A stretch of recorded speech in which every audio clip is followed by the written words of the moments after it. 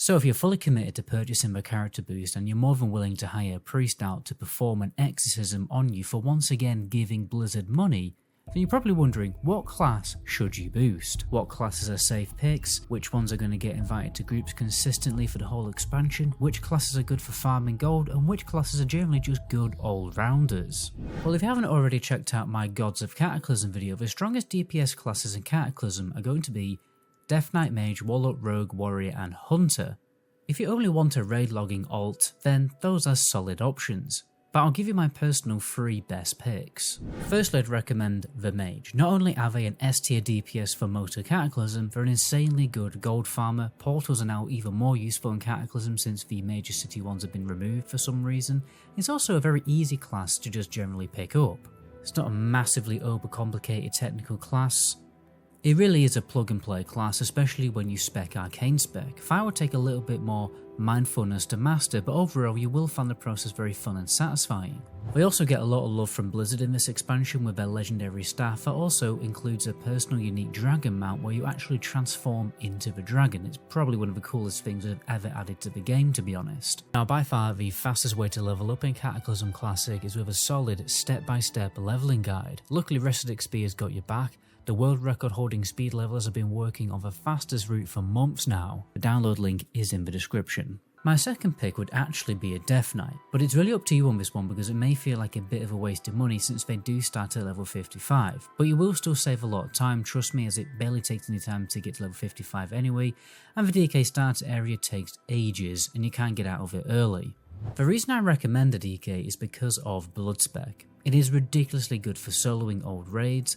And soloing old raids is very beneficial for a number of reasons. One, you get a lot of gold, and it's a very reliable gold making method, especially combined with enchanting for disenchanting mats.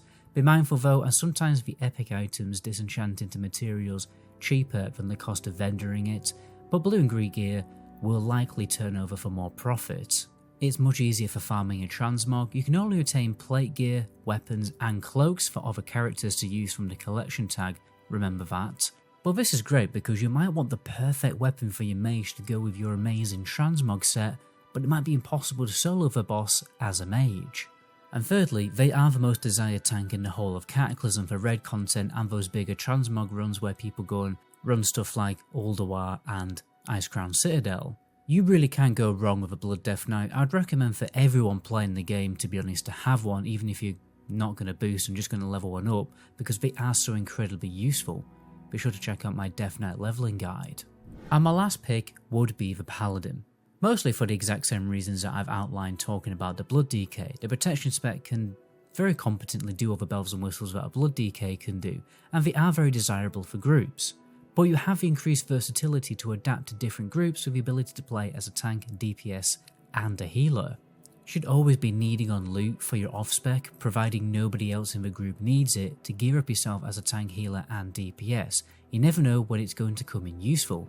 Having a backup Paladin that can perform 2 different roles, literally just did a Jonathan from Ross, 2 different roles is a solid tool to have for any raiding guild for when you have roster problems. They're just always there to save the day. They're also probably one of the easiest classes to pick up in the game. They always have been a fairly straightforward class. Blizzard have never really made the Paladin with a design mindset to make them technical and difficult to master. And this is perfect because you likely want to try hard mastering your main character, not your alt. Taking on 2 difficult classes might just be too much for some players, so picking the Paladin is a smart choice. Before you head away guys, do me a solid and subscribe to my second channel where I upload videos that are not related to World of Warcraft.